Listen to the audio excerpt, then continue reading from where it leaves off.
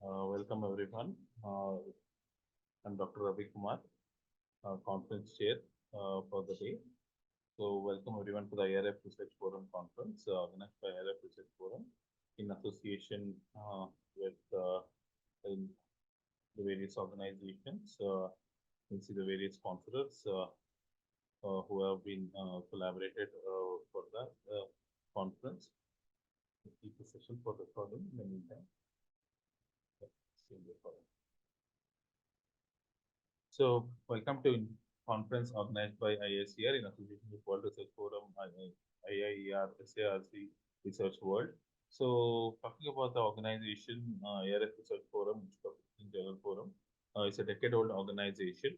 Basically, the organization conducts conferences across the globe, and more than 700 plus physical conference has been conducted, and more than 200, 300 virtual conferences has been conducted till date. Like more than about numbers of people associated in the decade-old journey of the organization, we have like more than a lakh of people have been associated. More than 50,000 papers have been published in the journey of our IRF Research Forum. So this is some of the statistics of our organization, and the organization has 10 peer-reviewed journals in the field of science, technology, management, humanities, medical sciences, and social sciences, and all. So which are peer-reviewed journals. So these are some of the few insights about the organization.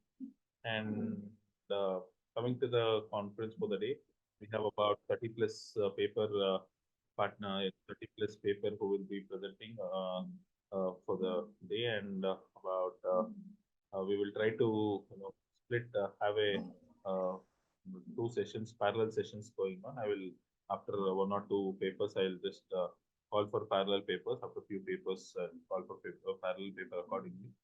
And as we know that session from these type of conferences help us to collaborate and have a word across all the discipline people.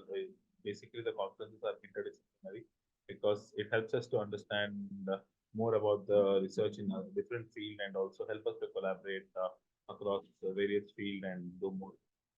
So this is in with these few things, we will quickly go ahead and start with the conference. Before that, I request we will have a quick group photo, so that request everyone to kindly turn on your video if possible, so that we can have a group photo, and then for a documentation purpose for you also. Right? Post that, we will be quickly starting with the session. Right? Yeah. To add on one more point, when you're during the conference, we can keep maximum of 8 minutes as a presentation, right? Where you can please adhere to the timing of 8 minutes in your presentation, and to keep timings, and also request you to, what we can do is after the presentation, your area of field and everything, we can have a thing, after your presentation, you can share your details in the chat box, so that we can get in touch with you, and the queries also, if any participants has, we can take it up all the queries in the chat box or offline in the interest of time. With this, we will quickly go ahead and start with the presentation. Before that, I request everyone to kindly turn on your video quickly. I want to take a group photo. Please turn on your video. Topic of my paper is continuing education and education job mismatch in Europe, because these are really two bigger issues for today's education and labor market in Europe. Therefore, in my research, I try to connect them and to see whether continuing education could and what is its impact to education job mismatch. In this presentation, I will touch in brief the issues of justification and goal of the study, methodology, empirical results, and some main conclusions. As I said, in Europe, education job mismatch has been continuously increasing during the last 2 decades. The share of employees with at least upper secondary education who work below the level of education has increased more than 40% between the year 2000 and 2020. Education job mismatch includes people with a given educational degree who perform jobs requiring low educational level. This is called overeducation, or upper educational level. This is called undereducation. The average overeducation rate for the EU was 22% in year 2022, hitting 36% in Spain, 32% in Greece and Cyprus. On the other side, lifelong learning could be a potential measure for reducing the extent of this mismatch by upgrading employees' knowledge, skills, and competencies. Therefore, the goal of my paper is to examine the link between continuing education of adults and overeducation. Specifically, I focus on overeducation because this is really the bigger problem. There is a shortage of studies bringing empirical evidence regarding the impact of participation in lifelong learning on our education at a nationwide level. Thus, the current paper addresses this research gap. My hypothesis is that high participation in lifelong learning decreases the degree of overeducation. I use administrative panel data on the European economies over the period 2010-2021. These are yearly data from Eurostat. Indicators. Overeducation is measured by the workers having completed upper secondary education or tertiary education who take jobs below the educational level completed. These persons are expressed as percentage of the labor force with the respective educational level. Lifelong learning is measured by the participation rate in education and training. 4 weeks before the survey, Eurostat gives this data by country and for the European Union as a whole. I use two assessment methods to assure robustness of the results, two alternative approaches for testing the research hypothesis. First, Pearson's correlation, and second, non-parametric testing, Mann-Whitney U-test, because these are greatly used methods for hypothesis testing and proving in the area of social sciences, specifically economics. Independent variables is the participation rate in education and training by the level of education, tertiary or upper secondary, and the type of training, formal, non-formal, and overall training. Dependent variable is our educational degree by educational level, tertiary or upper secondary. I correlate the participation rate in continuing education and training in year T, for example, 2010, 2011, etc., with the rate of our education in the next year T plus 1, 2011, 2012, and so on. Two reasons is for usage of the above method. First, it is reasonable to assume that training would affect the labor market with some lag. And also, in this way, the problem of potential of reverse causality can be solved from mismatch to participation in continuing education, as it is likely that the high degree of mismatch stimulates lifelong learning. These are the empirical results. Table 1 presents Pearson's correlation results, while Table 2 presents Mann-Whitney U-test results outcome. And in both methods, we can see that really there is a negative correlation between participation in lifelong learning and the level of over education for both workers with high education and workers with upper secondary education. So the results confirm the overall negative relationship between participation in continuing education and training and the degree of mismatch with a 1 year lag. The effect of lifelong learning types on our education differs by the type of training, formal versus non-formal training. For tertiary education, graduates only with non-formal training matters.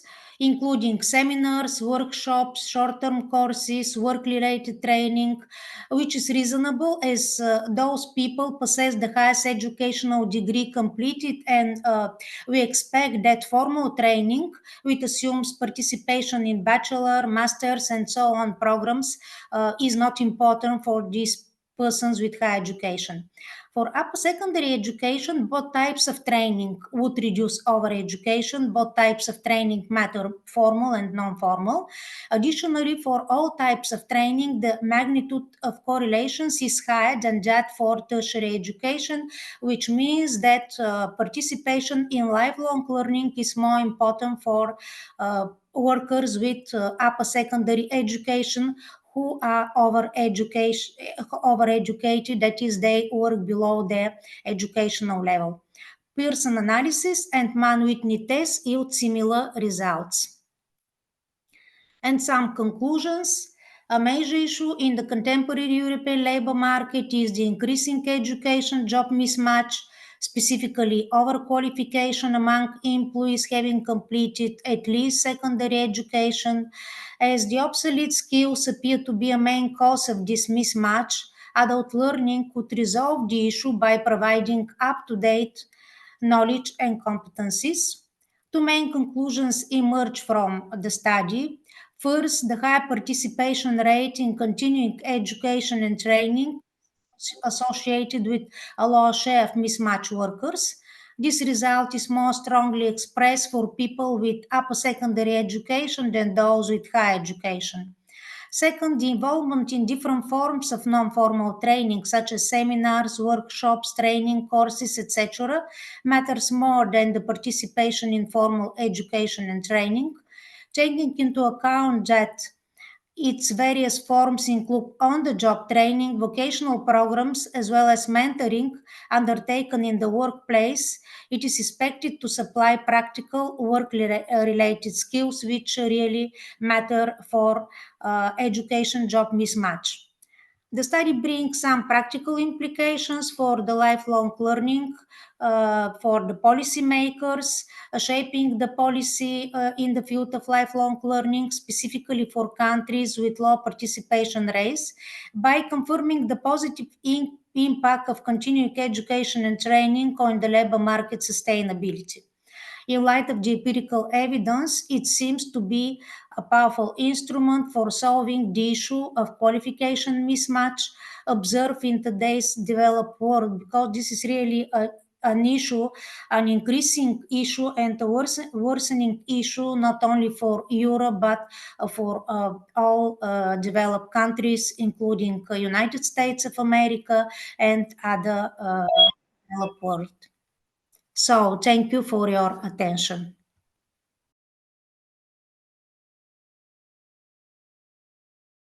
Hello, my name is Cliveanu Anca, and I'm a scientific researcher at the National Institute for Laser, Plasma, and Radiation Physics from Agurele. Today, I will present a biocompatibility study of influence of loading process with noble metals on the properties of titanium tin oxide nanoparticle. This is a small part of a much larger study of titanium tin oxide nanoparticle obtained from laser pyrolysis, and it was proved to the photocatalytic activity in degradation of ethanol under simulated solar light and the UV catalytic water treatment. In this work, we approached a one-step laser pyrolysis synthesis of titanium nanosphere and their photocatalytic property, enhancement by decorating them post-synthesis with gold and silver. Laser pyrolysis is a method which provides complex structures, nanocomposite synthesis. The basic principle of laser pyrolysis relies on laser radiation absorption by at least one of the reactants. Because none of the precursors absorb the laser radiation, it was necessary to introduce ethylene as a sensitizer, which absorbed the infrared laser radiation and then transferred the energy by collision to the molecule of the precursors. The reaction takes place in the volume delimited by the orthogonally inserts of the laser beam with precursors. The freshly formed particle being rapidly frozen remains small nanometric. The precursors enter the reaction chamber through the central nozzle in the injector, while a coaxial flow of argon confines the reaction via the external annular inlet. Gold and silver decoration was obtained by water suspension titanium nanoparticle obtained by laser pyrolysis, impregnation with two aqueous solution of novel metal precursors, silver nitrate and potassium tetrachlorurat. The process of reducing involving sodium tetrahydroborat was followed by evaporation under low pressure and drying in air atmosphere at 450 degrees Celsius for 3 hours. The method details and procedure are presented schematically in the second image. The same procedure was made for a commercial Titania Deusa P25. This procedure was described in detail in the work published in 2020.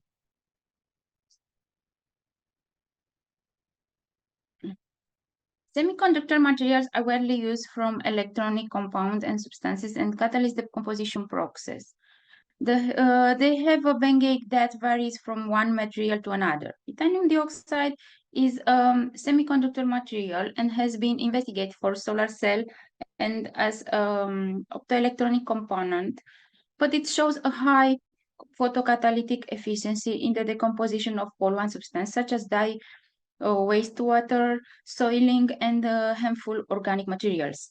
Recent investigations have shown a possible application of titanium for the catalytic production of hydrogen from water with the aid of reducing agents such as methanol, ethanol, or glycol. The main scope of our study was to find the best process parameter for the pyrolyzed synthesis of titanium powders and to obtain specific mixture of the crystallographic phases anatase and rutil. That they yield a highest photocatalytic decomposition of ethanol as harmful compound in gaseous or liquid media, that is air and wastewater. We can find the complete study in a recent published paper. So we obtain a nanocomposite made of titanium dioxide thin oxide decorate with gold and silver, which has a spectacular photocatalytic activity in the decontamination of wastewater. But are they toxic of this environment? The objective of this study has to evaluate the cytotoxicity of these nanoparticles, on human epidermal keratinocyte. We can gain valuable insight into the potential adverse effect of titanium-based nanoparticles commonly used in various skin applications such as sun creams formulation, cosmetic products, anti-aging creams, and wound healing materials. Our findings will contribute to a better understanding of the cytotoxicity of this new development nanoparticle on human skin cells, providing important insight for their safe utilization. Cell viability is at a level closer to that of the control of 4 keratinocyte cells with expectation of the USA sample. An increase of the level of nitric oxide is not for the highest test concentration of the sample decorated with silver and that of the USA. An inflammation that also correlates with oxidative stress measured by the level oxidized protein in the case of keratinocyte cells and with intracellular antioxidant concentration. In the case of the reactive oxygen species measure test, the cell interacts with the color of the nanoparticles. Moreover, we test the epithelial morphology cells that was isolated from the kidney of a human embryo. The cell viability cells show a maximum of 20% decrease from control after 20 hours of incubation with the highest concentration of nanoparticles test. Also, the increase of the level of lactate dehydrogenase released into the medium was not in the case of cell incubated with the highest dose of particle. The results suggest a slight cytotoxicity for this dose, being also supported by the increase of the level of reactive oxygen species generated. However, the level of nitric oxide remain closer to that of the control, showing that the particles do not induce inflammation in the level of these cells, except for the last sample, which induced at high dose a more pronounced release of nitric oxide into the environment. Here I present a phase contrast image of the cell incubate for 20 hours with all types of nanoparticle. It can be noted that the gold decoration is less more stressful for cell than silver decoration. Oxidative stress analysis after 20 hours of incubation with the different types of nanoparticle revealed increases in the level of reduced glutathione in kidney cells exposed to sample decorated with silver. Changes that were not correlated with a high malodihydride concentration. Its value remained closer to the control in the case of all test samples. Regarding the effect of human keratinocyte, a simultaneous increase in the level of reduced glutathione and the malondialdehyde concentration was observed after 20-hour incubation with silver decorated nanoparticles. This result highlight a slight toxicity in the case of silver containing nanoparticles. Some conclusion. Our study demonstrated that titania tin oxide nanoparticle exhibit high biocompatibility on skin cells compared to the USA and titanium nanoparticle obtained by laser pyrolysis. These findings highlight the importance of exploring alternative nanoparticle compositions and synthesis method to enhance the safe profile of titanium nanoparticle in the context of skin-related application. The result obtained from the NTT assay revealed a concentration-dependent decrease only for the incubation with the USA sample. For the other sample test, the levels were almost similar to those of control, confirming their low cytotoxicity. The evaluation of the level of lactate dehydrogenase release, which serve as an indicator of cell membrane integrity, showed that the USA sample induced the loss of cell membrane integrity. This suggests that the exposure to a DEUSA nanoparticle resulted in cellular damage, leading to the leakage of lactate dehydrogenase from the cells and correlating with the cell viability degrees.